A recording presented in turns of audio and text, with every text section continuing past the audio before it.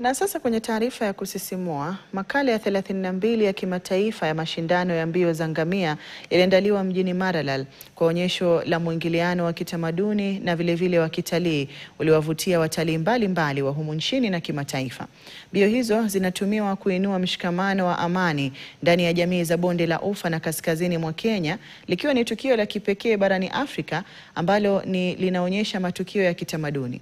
Waziri wa utalii na pia wanyamapori Rebecca Miano alisifu hatua ya kushirikishwa kwa washirika wa kike ambao walikuwa wengi katika awamu ya mwaka huu.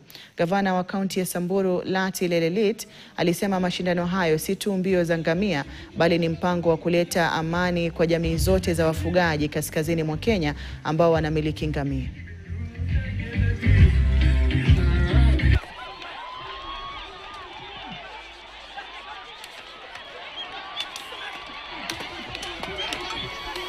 All these communities, first of all, are pastoralists.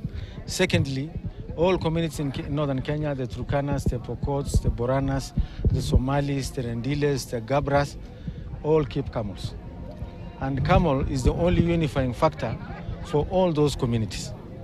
Having a camel derby here in Samburu is not just a camel race, it's also a peace initiative for the entire region. As a ministry and as a government, we want to partner with counties. That's why we are partnering strongly with the county of Samburu so that we promote this particular event to international level.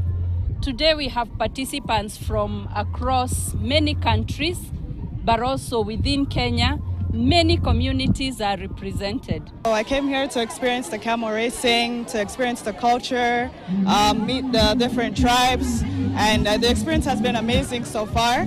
I've been enjoying it. It feels like home. So I think next year I'm going to try to ride the camels, but I'm just going to see how the experience is today, but I'm really excited to see it.